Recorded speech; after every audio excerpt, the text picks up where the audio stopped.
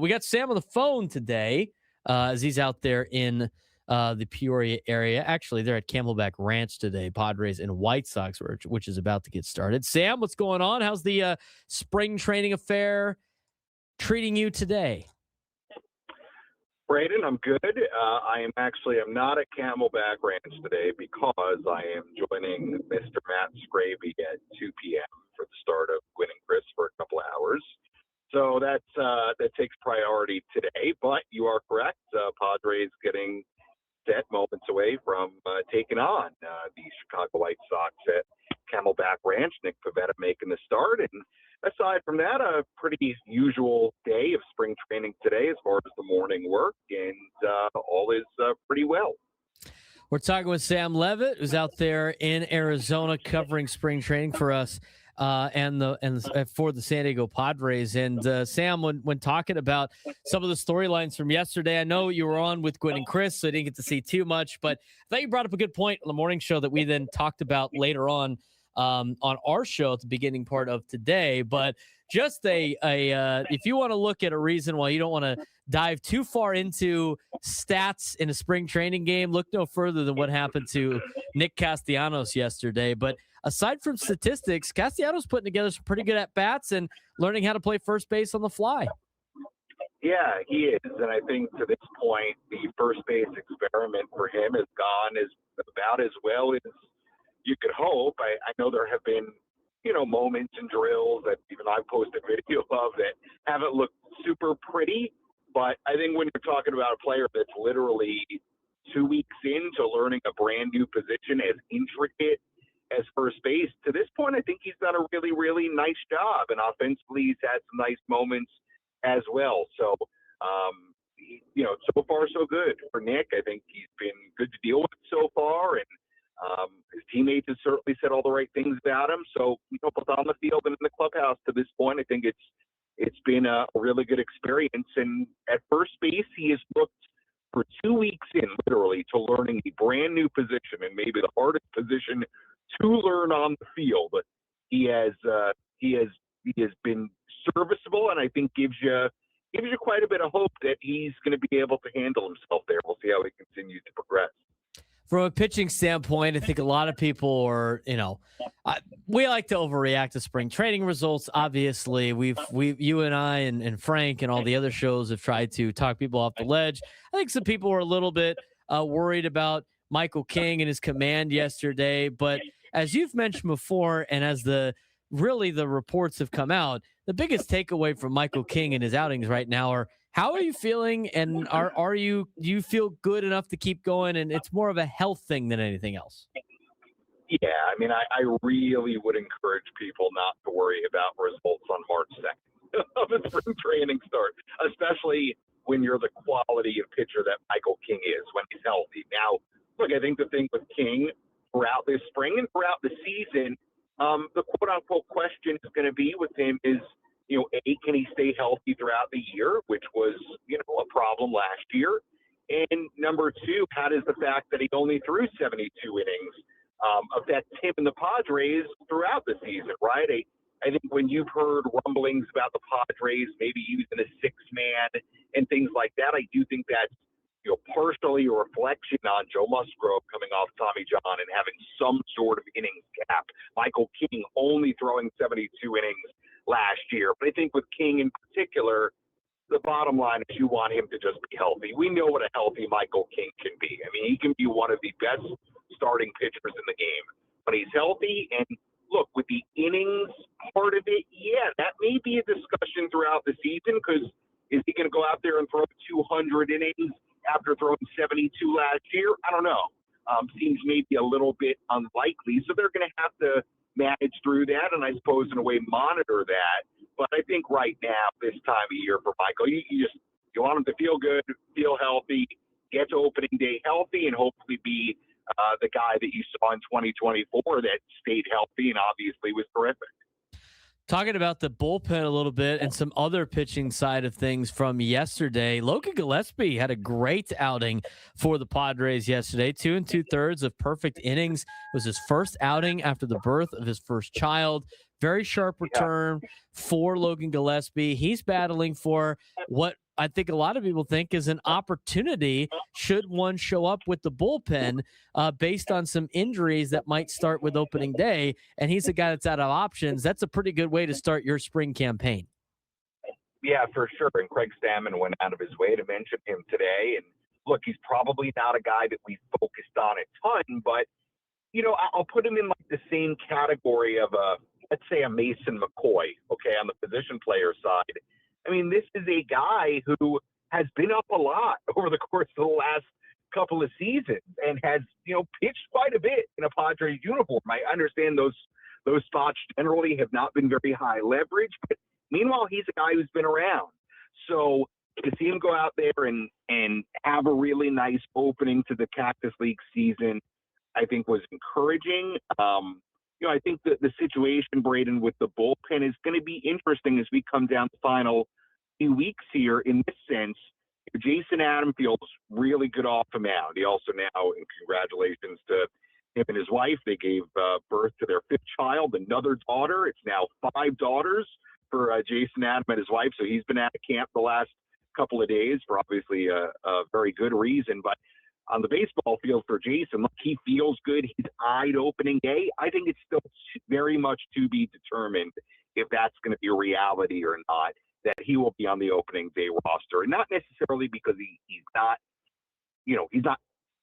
physically able to pitch yet, but I think they may want to be careful with him. That's the sense I get, is that he may want to be on the opening day roster, but the Padres might want to slow play it a little bit because he's so important to them when you talk about the course of the season and late in the year and keeping him healthy.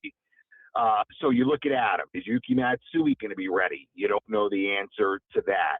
Brian Hoeing obviously going down with the elbow discomfort. You would imagine is going to keep him out for some pretty significant period of time when you're talking about an elbow. So the point is, all of a sudden, you could be in a scenario, depending on what the status of Adam and Matsui are, where there could be 2-3 bullpen spots open as far as opening day. And a guy like Logan Gillespie, who's been in the major leagues, who's a 40-man guy, certainly would have a shot to take one of those spots. I think that's very, very realistic. So for him to go out there and do what he did yesterday, for him, I think was a pretty big deal. And there is a world where they do have to, at least at the start of the season, fill 3 bullpen spots if Adam, Matsui aren't ready. So we'll see. It's a name that we should certainly keep in mind, and a name that we probably don't focus on enough when we have these conversations.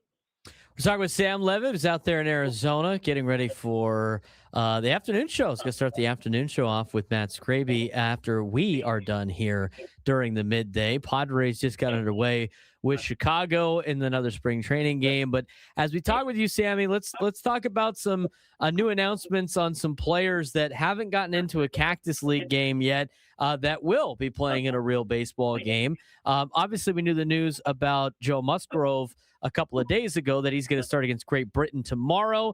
We also found out, as you reported on social media, that Walker Buehler is going to get a start on Thursday. What are some of the goals that you might have heard of, or what are maybe the limitations of some of these guys about, Joe Musgrove and Walker Buehler getting an opportunity now to play in real actual games here in the Cactus League? Yeah, I think we'll start with Joe. He'll start tomorrow against Great Britain.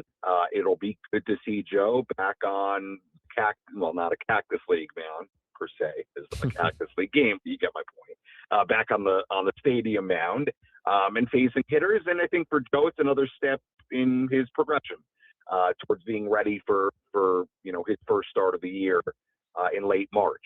So that's good. Joe continues to progress well, and everything has been good and on track for him. As far as Walker Buehler, tell you what, it's interesting. I mean, he went out there, I think it was Saturday. I think it was Saturday. Yeah, I'm talking about, yeah, it was definitely Saturday, against the KBO's NC Dinos.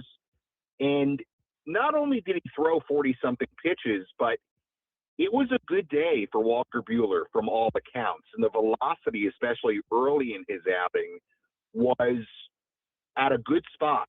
at a good spot, a spot they liked, both him and the Padres staff. So, to me, it's gone well for Walker Buehler so far. The everything that was coming out of that game against the Dinos was positive, especially when you talk about where the velocity was at the beginning of the outing. So to see where it is come Thursday in a Cactus League game, I would imagine it will be a pretty good lineup for the Mariners, considering it's basically a home game for them in Peoria. That's going to be an interesting outing for Walker Buehler. And if he continues to, I think velocity-wise especially, continues to be at a place where they like and has good results, it's going to be very, very interesting to see where he stands in this race for a rotation spot. So everything from over the weekend with Walker and to this point, I think has been very positive, and I do think it's a pretty intriguing start for him on Thursday against the Mariners for sure. I'm excited to see it, to be honest with you. I mean, if they can get 85% of what Walker Buehler was in Los Angeles, I feel like he has to make this roster come opening day, which also throws in Armand Marquez, who we haven't talked about yet in a Cactus League game. And maybe you already had this report out there. I must have missed it if you did. Do we got anything more on Armand Marquez pitching in a stadium game, if you will? Yeah, not really. I mean, he obviously had up and down results. We'll see how it progresses. Not a ton to take away from it. As far as beyond the fact that it was just up and down. But, again, we talked about this a little bit. I think these first Cactus League outings, I really think they kind of come with a grain of salt, and I think they evaluate them internally that way as well. I will make one more point on Buehler that I didn't mention, and I think one thing that's really interesting when you talk about Buehler and now working with a very well-regarded Padres pitching group in Ruben Niebla and Ben Fritz and the rest of the guys that work on that staff, I get a real sense that it's not only about like the velocity, and obviously that's going to be important for Walker to see where that is as we get deeper into spring training. But, I think he's still in the process of figuring out kind of who the new version of Walker Buehler is. I mean, this is a guy that's gone through a lot of health stuff, gone through a lot of stuff with his arm. He's not throwing as hard as he once did when he came up with the Dodgers, and he acknowledges that.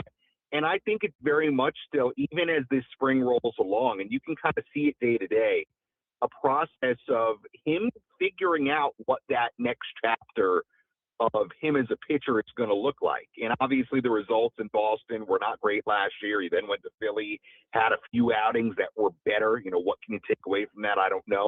But to me, that's part of sort of the fascination with Walker Buehler right now. Not only, where is his velocity and the fact that he's a notable name and has had success. And yes, he was, closing out a World Series for the Dodgers and all that.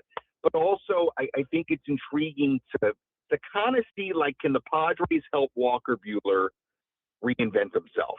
And if they can do that, it's going to end up being, I think, a pretty intriguing and cool story. So I know I kind of went back to Buehler there, but he continues, I think, for a lot of us to be a pretty interesting character among the mix here at spring training.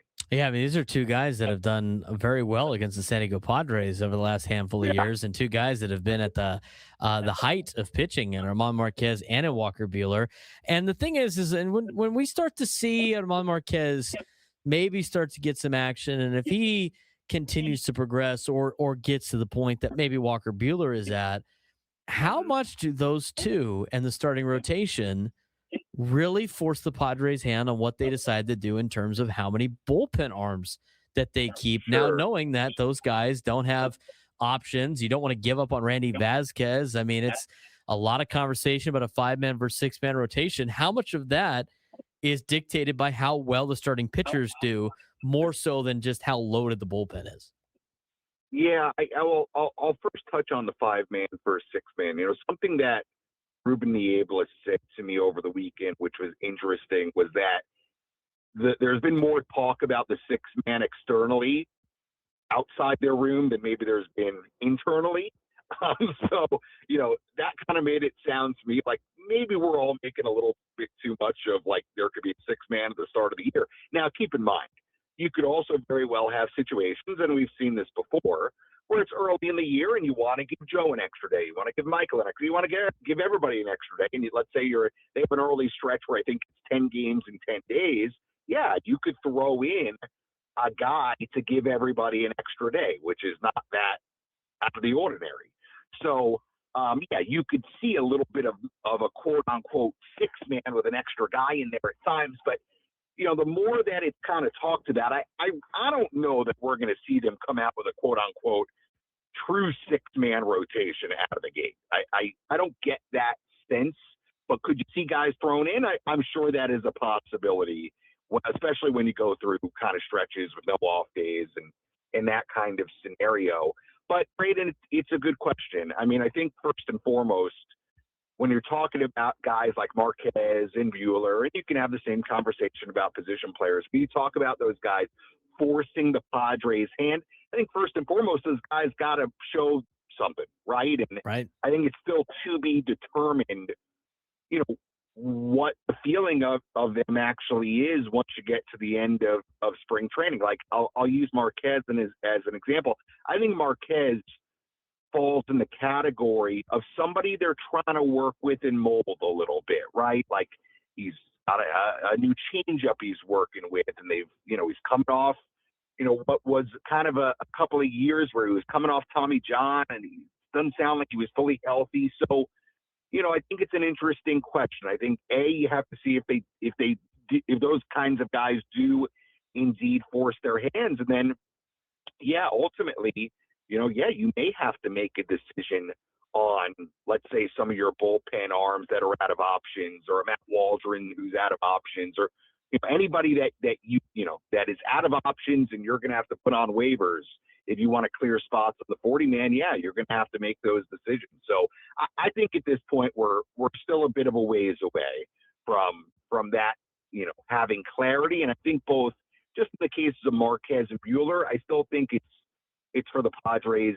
They're in an evaluation process with those guys, but make no mistake about it. To your point, when it comes down to, March 23rd and they're deciding who's breaking camp and who potentially is going to, go down to AAA, who potentially would have opt-outs, those are all going to be very interesting decisions, but I think we're still a little bit of a ways away from having clarity. Sam, I appreciate the time, and we got a busy day today on the afternoon show. We'll look forward to hearing you on the drive home. Appreciate the time as always, and we'll talk to you on Thursday. I know. Too much time with Matt Scraby. I mean, they just got me. You know too what? Much time with Matt Scraby. You know what? We got to ask, since you are part of the noon lunchtime hour, I'm just going to start asking you and Scraby if you've been to Craft Taco yet, since it's one of the sponsors of our noon hour. So Frank's been, so now I got to get you to go when you come back. That's a good question. I don't think I have. I don't think.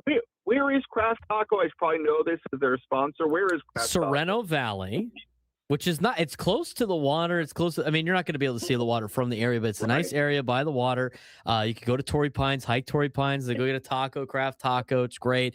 They also, if you know what, Sam, if you want to go be studious and enjoy the Natural History Museum, you could get a Craft Taco at the Natural History Museum. They're located there as well. Wow, I've not been there. Okay, I'll have to check it out when I get back. I don't think I've been. So I'll have to check it out. You know what, Sam? Frank and I will take you to Craft Taco when you come back into town. It'll be our treat. All right. Very good. I do like that Torrey Pines hike, so that would be a good lunch. Yeah, there you go. Great lunch spot for you, and maybe future dates in the you can know ball. People are asking about some dates in the chat. All right, so I'm hooking you up with a good date spot. Well, I think what's happening is for some reason when I host with Scraby, anytime I'm on my phone, everybody thinks I'm like, I'm swiping. Guy's on the prowl. He's on the prowl. I'm trying to find dates, folks. I'm not. I'm just on my phone. Everybody relax. Guys swiping through. Oh, can't wait to hear it on Gwen and Chris. Sam, appreciate it, man. I'll talk to you later. All right. See you guys. Sam Levitt. Guys on the prowl, man. You got it, We're just trying to help. We're just trying to help the boy out. We're just trying to help out our boys here at the Fan.